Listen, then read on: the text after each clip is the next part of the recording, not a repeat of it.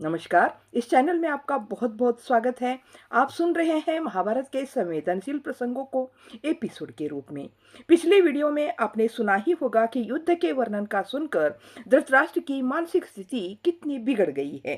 संजय ने बताया था कि युद्ध में कितने सारे लोग मारे गए थे और उनमें ज्यादातर हानि कौरव सेना की हुई थी। धृतराष्ट्र ने दासी को पुकारा और कहा कि पेट में तो बहुत गड़बड़ी है। उन्होंने लघु शंका को लेकर जाने को कहा। लघु शंका से वापस आते समय उन्होंने दासी से पूछा कि सुस्मिता, कल जब समाचार दे रहा था संजय, तो तुमने भी सुना क्या?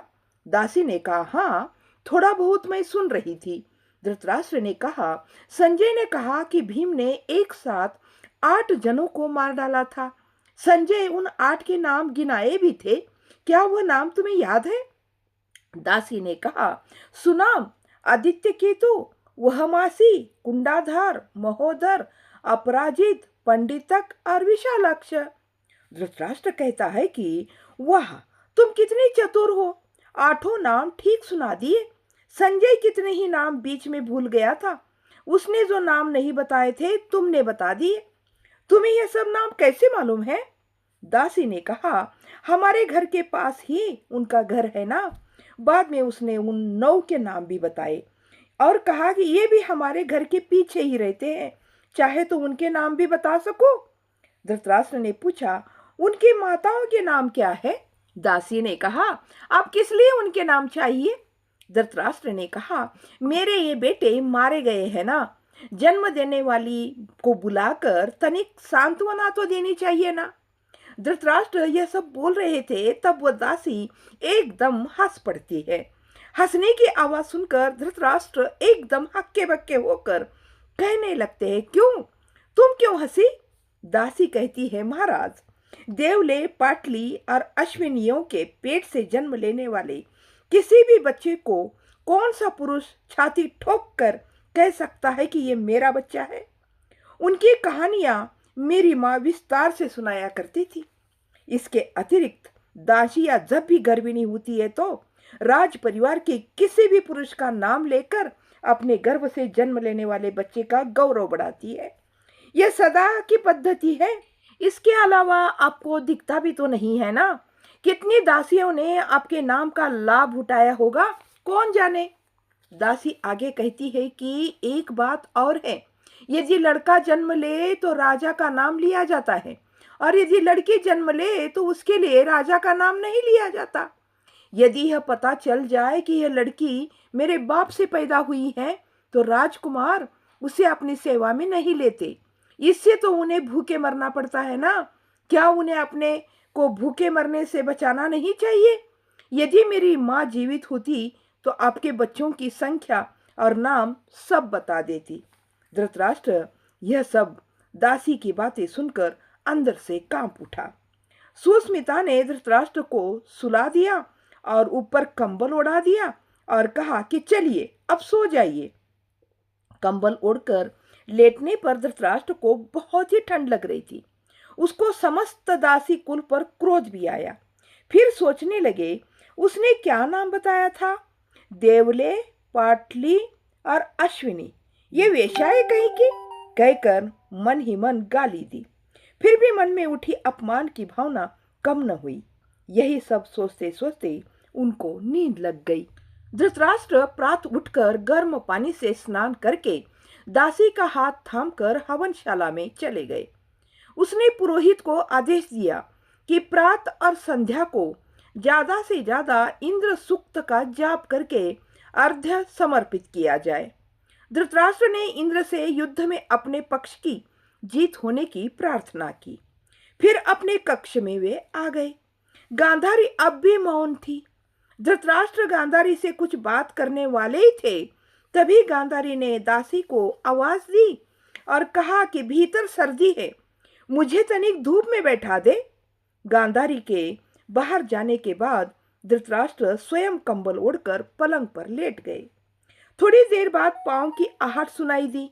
धृतराष्ट्र ने कहा, आओ आओ, विदुर हो ना? विदुर ने कहा, कैसे हो, देखने आया हूं, रात को नींद आई? धृतराष्ट्र ने कहा, यही आ जाओ ना मेरे पास पलंग पर ही, अथवा बाहर धूप में जरा घूमने चले। विदुर दाएं हाथ से उसकी बाह पकड़कर ले जा रहे थे। धृतराष्ट्र बिना टटोले निर्भय होकर कदम रख रहे थे। विदुर ने कहा, महाराज अब किस ओर चले? बाई ओर मुड़ने पर नगर मिलेगा, सीधे चलने पर गंगा तट। धृतराष्ट्र ने कहा, मुझे महाराज मत कहो, कितनी बार तुम्हें कहा है? विवाह के बाद मैं नगर में गया ही नहीं, उधर ही चलो। विदुर ने कहा, राजा रथ घोड़े छत्र चामर के बिना रास्ते पर जा सकते हैं क्या? धृतराष्ट्र ने कहा, मैं कौन सा सिंहासन पर बैठा हूं, चलो चले। राह में महीन धूल थी, कूड़ा कचरा भी था, जगह जगह पर मल मूत्र की दुर्गंध आ रही थी। चारों ओर मौन छाया हुआ था। धृतराष्ट्र ने पूछा, विदुर यह कैसी दुर्गंध है? कोई साफ नहीं करता क्या? विदुर ने कहा, घरों में लोग रहेंगे तभी साफ करेंगे ना। सारे पुरुष युद्ध का या युद्ध के कामों के लिए चले गए हैं ना। विदुर आगे कहते हैं कि इस टोली की स्त्रियों को भी युद्ध में सेवाएं अर्पित करने को बुलाया गया है। छोटे छोटे बच्चे बीमार और बूढ़े घरों में सिर्फ उतने ही रह गए हैं।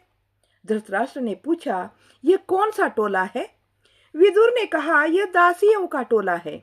उनके पुत्र इसे सूत टोला कहते हैं। यही सब बातें करते हुए विदुर उनका हाथ पकड़कर 200-300 कदम से अधिक चला कर ले जाते हैं। धृतराष्ट्र ने पूछा, विदुर क्या तुम मुझे एक ही दिशा में आगे पीछे घुमाए जा रहे हो क्या? विदुर ने कहा, सूत टोले में कुल 5 गलियां हैं। दोनों ओर छोटे छोटे घर और झोपड़ियां हैं। सब गलियों में तुम्हें चक्कर लगाकर आया हूं। पाँव नहीं दुखने लगे? वापस राजभवन चले? धृतराष्ट्र ने कहा, विदुर जब मैं बच्चा था तब तुम सारे नगर में मुझे हाथ पकड़कर घुमाया करते थे ना, तब सूत टोला नहीं था ना?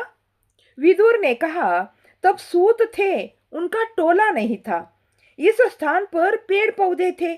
जिस राजभवन में तुम रह रहे हो वह भी कहाँ था? भीष्म पितामह का एक भवन था, तुम्हारी माँ का एक भवन था, वही वास्तव में राजभवन था। इन्हीं दिनों तो तुम्हारे और तुम्हारे 14 पुत्रों के लिए भवन बनाए गए हैं।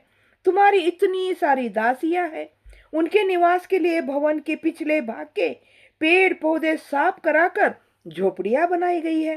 धीरे धीरे उनके भी बच्चे हुए, इसी कारण इतने बड़े बड़े टोले बन गए हैं। हस्तिनापुर में सूतों की संख्या बहुत अधिक है। धृतराष्ट्र ने फिर पूछा, क्या समस्त सूत कुल युद्ध में गया है? तो विदुर ने कहा, हाँ, मेरे परिवार के अतिरिक्त सारे लोग युद्ध के लिए चले गए हैं। धृतराष्ट्र के मन में बात ये चुभ गई। उसने जरा मन हटाने के लिए उससे फिर पूछा, पुरुषों का जाना तो ठीक है, पर स्त्रियों को युद्ध भूमि में क्यों ले जाना चाहिए? क्या 4 दिन बिना स्त्रियों के नहीं रह सकते? तो विदुर कहता है, यह तो तुम्हें बताना चाहिए। इस तरह धृतराष्ट्र भयभीत होकर विदुर से कई प्रश्न पर प्रश्न पूछ रहा है। तो इस कहानी को करते यहीं पर समाप्त। इस कहानी का अगला भाग अगले वीडियो में जरूर देखिएगा। तब तक के लिए जय हिंद, जय भारत।